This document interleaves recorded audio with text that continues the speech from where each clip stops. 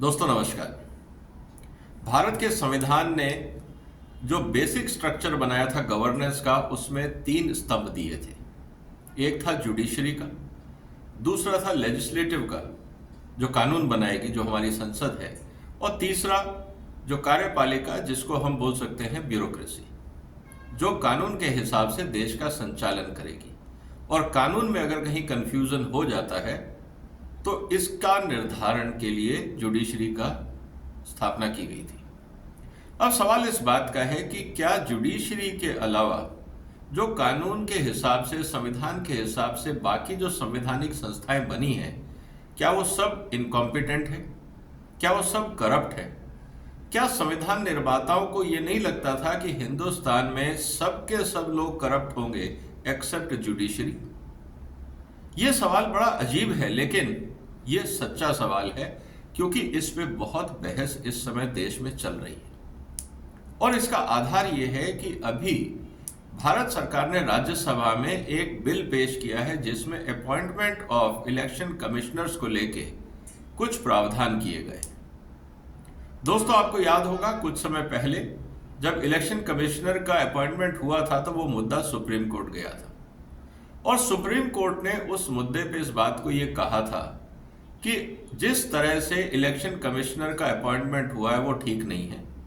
सरकारें सिर्फ yes man चाहती हैं, इसलिए हम एक पैनल का गठन कर रहे हैं। और पैनल के गठन में जो सुप्रीम कोर्ट ने सुझाव दिए थे, उसमें उन्होंने ये कहा था कि एक तो उसमें प्रधानमंत्री होंगे, लीडर ऑफ ऑपोजिशन या जो ऑपोजिशन पार्टी, जो सबसे बड़ी पार्टी होगी, उसके नेता, और चीफ जस्टिस ऑफ इंडिया होंगे। ये तीन लोग मिलके इलेक्शन कमिश्नर का अपॉइंटमेंट करेंगे। चीफ जस्टिस ऑफ इंडिया को इन्वॉल्व करने का एकमात्र कारण ये था, अगर मैं उसकी भाषा पे जाऊं तो उसमें उन्होंने ये कहा था कि साहब, द कॉन्स्टिट्यूशन बेंच सेड, मैं आपके सामने वो एग्जैक्टली स्टेटमेंट पढ़ रहा हूं, said the CGI's presence can ensure impartiality in a selection process when all government wants yes men in the poll panel। इसका मतलब ये कहा था कि सिर्फ चीफ जस्टिस ऑफ इंडिया अगर किसी पैनल में होंगे, वही ईमानदारी से अपॉइंटमेंट कर पाएगा पैनल, बाकी सब जगह बायस्ड अपॉइंटमेंट होंगे। इसका मतलब ये है कि हिंदुस्तान में जजेस और खासकर चीफ जस्टिस के अलावा कोई भी पदाधिकारी भरोसेमंद नहीं है। दोस्तों, इसका मतलब तो ये है कि जितना भी हमारे यहाँ पे आर्मी अपॉइंटमेंट्स हो रहे हैं, जितना भी हमारे यहाँ पे डॉक्टर्स के अपॉइंटमेंट हो रहे हैं, जितना भी हमारे यहाँ पूरे देश में बाकी अपॉइंटमेंट हो रहे हैं, वो सब कॉम्प्रोमाइज्ड है। राष्ट्रीय सुरक्षा भी खतरे में है। इस हिसाब से तो देश में इंटेलिजेंस एजेंसीज भी कॉम्प्रोमाइज्ड हैं, पुलिस प्रशासन भी कॉम्प्रोमाइज्ड है, और देश एकदम खतरे में है अगर हम सुप्रीम कोर्ट के इस रवैये की बात करें तो।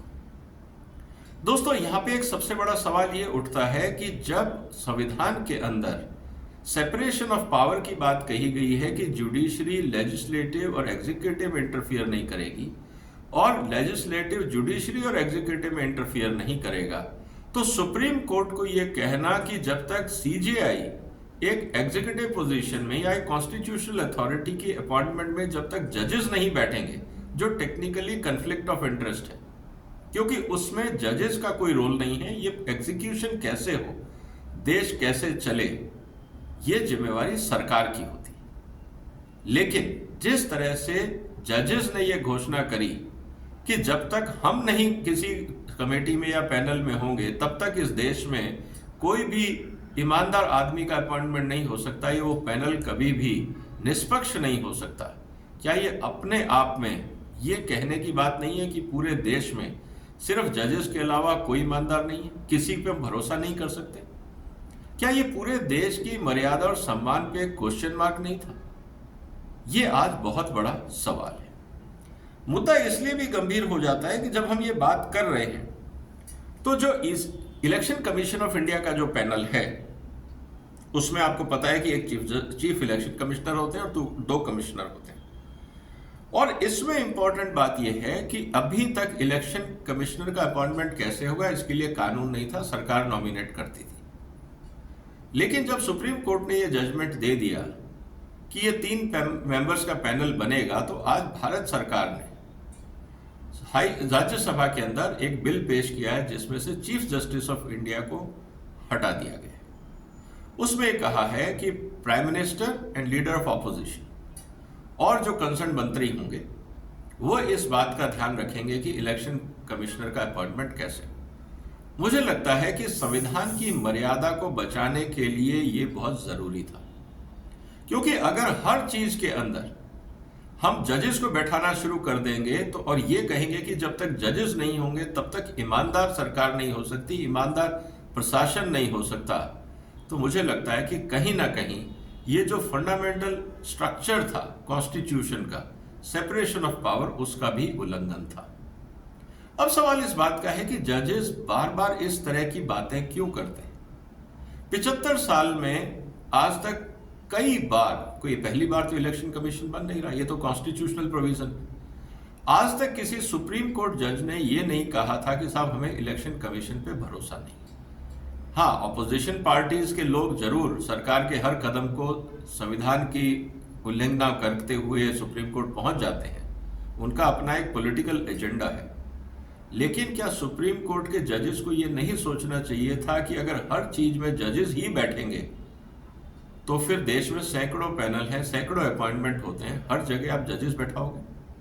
और जजेस का कॉम्पिटेंसी क्या है अपॉइंटमेंट में? क्या वो आईएएस ऑफिसर का इवेल्युएशन करते हैं? क्या वो इंटेलिजेंस रिपोर्ट गैदर करते हैं? क्या वो उनकी कॉम्पिटेंसी और काम करने के तरीके को इवेल्युएट करते हैं? किस बात को इवेल्युएट करते हैं जिससे ये पता लग जाए कि जजेस की प्रेजेंस अगर पैनल में होगी तो वो काम सही होगा, ईमानदारी से होगा? क्या इसका कोई पैमाना है? क्या इसका कोई आधार है? या सिर्फ जिसको हम ये बोलते हैं पावर ग्रैबिंग टेक्निक्स हैं? जैसा अक्सर होता है कि हर आदमी, इवन भारत सरकार की बहुत सारी कमेटीज हैं, बहुत सारे लोग लॉबिंग करते हैं कमेटीज में बैठने के लिए, क्योंकि उससे एक स्टेटस मिलता है, उससे एक सम्मान मिलता है। तो क्या सुप्रीम कोर्ट के जजेस भी इस दौड़ में? बड़ा अजीब लगता है ये सुन के और देख के कि हम बड़ी आसानी से ये घोषणा कर देते हैं अपने सुप्रीम कोर्ट में बैठ के कि जजेस के अलावा कोई भी पॉलिटिकल सिस्टम या एडमिनिस्ट्रेटिव सिस्टम ईमानदार नहीं है और वो सिर्फ यस मैन चाहते हैं। और अगर यस मैन नहीं भी चाहेंगे, इसका दूसरा रूप देख लीजिए। मान लीजिए कि हम एक ऐसे आदमी को अपॉइंट कर देते हैं जो हर बात पे सरकार से कन्फ्रंट करे, तो क्या सरकार चलेगी? और अगर आप यस मैन की बात करते हैं तो यस मैन को कंट्रोल करने के लिए तो देश में कानून है। और अगर वास्तव में कहीं पे कोई एविडेंस है, अगर कोई मान लीजिए यस मैन ने बहुत गलत भी काम कर दिया, उसके लिए तो कोर्ट है। अगर मान लीजिए कल को चीफ इलेक्शन कमिश्नर ने या इलेक्शन कमिश्नर ने किसी कैंडिडेट को मान लीजिए निर्वाचित अघोषित कर दिया, या उसको कहा कि आप इलेक्टेड नहीं हैं, या कोई और भी तरह का मुद्दा इलेक्शन से रिलेटेड कोर्ट में जाता है, तो न्यायाधीश के सामने तो वैसे ही सारे तथ्य आएंगे और आप उस तथ्यों के आधार पर निर्णय ले सकते हैं।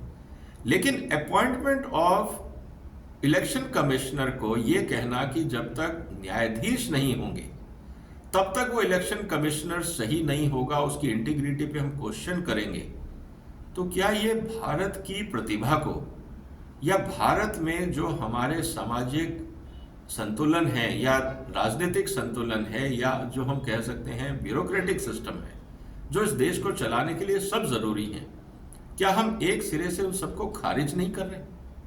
क्या हम ये कह सकते हैं कि जितने सुप्रीम कोर्ट के जजेस हैं सिर्फ वही इस देश की मान सम्मान की रक्षा के लिए, बाकी सब इस देश के दुश्मन हैं, सब इस देश का बुरा चाहते हैं? मुझे लगता है कि भारत सरकार ने राज्यसभा में ये बिल पेश करके जो गलती सुप्रीम कोर्ट से हो गई थी, जाने अनजाने जैसा भी आप माने, उसमें एक सुधार का प्रयास किया है।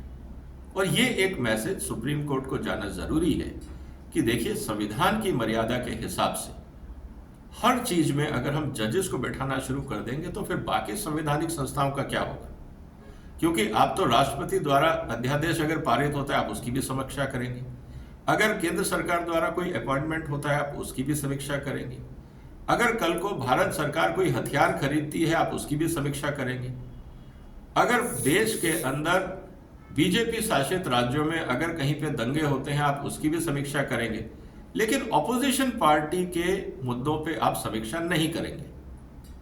क्या ये सुप्रीम कोर्ट का जो मैसेज जनता में जा रहा है, क्या ये उचित है, या इसके पीछे भी कोई एक एजेंडा है?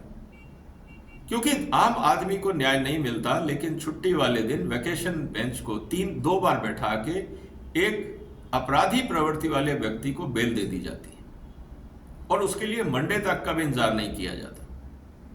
ये बात थोड़ी सी विचित्र है। तो कहने का मतलब ये है कि देखिए, इज्जत हमारे हाथ में होती है, हमारी इज्जत हमारे हाथ में। अगर सुप्रीम कोर्ट लगातार इस तरह से निर्णय लेगा, और जिसमें संविधान में जो डिवीजन ऑफ रिस्पॉन्सिबिलिटी दी है, सेपरेशन ऑफ पावर की जो हमने बात की है, कि अगर आप सरकार के कामों में हस्तक्षेप करेंगे, ब्यूरोक्रेसी के कामों में हस्तक्षेप करेंगे और ये कहेंगे कि हम ही आपको बताएंगे काम कैसे होगा, तो मुझे लगता है कि आने वाले दिनों में ये तकरार बढ़ेगी, जो ना सुप्रीम कोर्ट की मर्यादा के अनुसार होगी, ना पार्लियामेंट के लिए अच्छी होगी, ना देश के ओवरऑल गवर्नेंस के लिए अच्छी होगी। तो मेरा निवेदन as a citizen of India सभी जो पदाधिकारी हैं, इंक्लूडिंग जजेस, से निवेदन है कि अगर संविधान में ये मर्यादा दी गई है, सेपरेशन ऑफ पावर, अगर मान लीजिए कि कोई पॉलिटिकल अपॉइंटमेंट गलती करता है तो आपके पास उसको सुधारने का अधिकार है, आप अपॉइंटमेंट तो होने दीजिए। लेकिन अगर ये सोचा जाए कि हम ही सही अपॉइंटमेंट करेंगे और आपके द्वारा किए गए अपॉइंटमेंट में अगर वो आदमी करप्ट निकल गया या उसने कोई गलत काम कर दिए, तो क्या हम ये कहें कि ये अपॉइंटमेंट सीजीआई की मर्जी से हुआ था और ये करप्ट आदमी या इनकॉम्पिटेंट आदमी सीजीआई का आदमी था या उनकी मर्जी से हुआ था? तब आपके पास क्या डिफेंस रहेगा?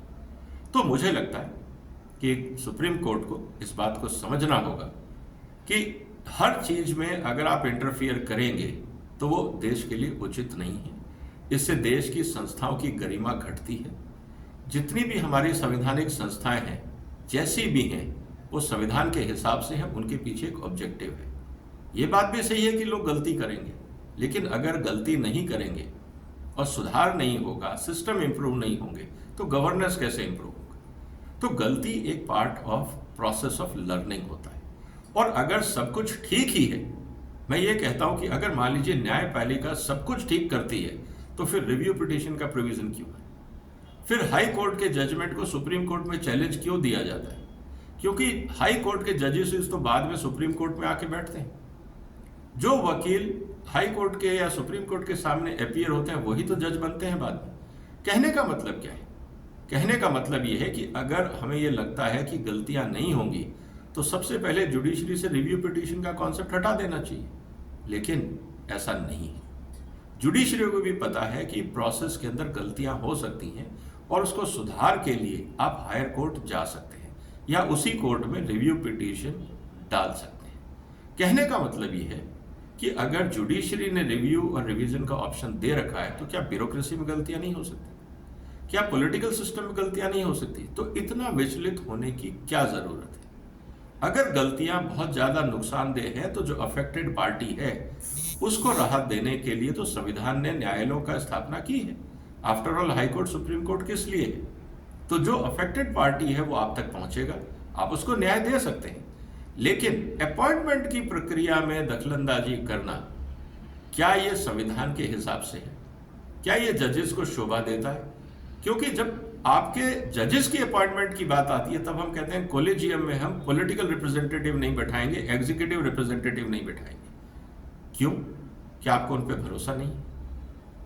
कहने का मतलब यह है कि जो जजमेंट सुप्रीम कोर्ट की तरफ से आया अपॉइंटमेंट ऑफ इलेक्शन कमिश्नर, ये मुझे लगता है कि ये ओवररीच था। क्या इसके बगैर काम नहीं चल सकता था? आज तक जितने इलेक्शन कमिश्नर अपॉइंट हुए, क्या वो सब सुप्रीम कोर्ट ने किए थे? क्या देश में जितने इलेक्शन हुए, क्या वो सब गलत थे? ये उसी संस्था ने इलेक्शन किए जिसके ऊपर आज आप कहते हैं कि ये लोग यस मैन चाहते हैं। तो मुझे लगता है कि सुप्रीम कोर्ट के जजेस को इस बात को समझना होगा कि इस देश में बहुत सारी क्षमताएं हैं, बहुत सारी कॉम्पिटेंसी है, और शायद जजेस से भी ज़्यादा हो। हर सब्जेक्ट के अपने अपने एक्सपर्ट्स हैं, आप उनको काम करने दीजिए। अगर वो संविधान के हिसाब से या कानून के हिसाब से कोई गलती करते हैं, तो जो अफेक्टेड पार्टी वो न्यायालय आ जाएगा, आप उसके साथ न्याय कर सकते हैं। लेकिन ये कहना कि हिंदुस्तान में सब इनकॉम्पिटेंट हैं, सब नालायक हैं सिर्फ जजेस ही बताएंगे सही आदमी कौन है, मुझे लगता है ये मर्यादा का उल्लंघन है। दोस्तों, आपका क्या कहना है इस महत्वपूर्ण मुद्दे पे? क्या जजेस को हर जगह अपना पैर लगाना चाहिए, अपना हाथ डालना चाहिए, या संविधान की मर्यादा के हिसाब से सेपरेशन ऑफ पावर को रेस्पेक्ट करते हुए सरकार को, एग्जीक्यूटिव को, पॉलिटिकल सिस्टम्स को अपना काम करते देना चाहिए?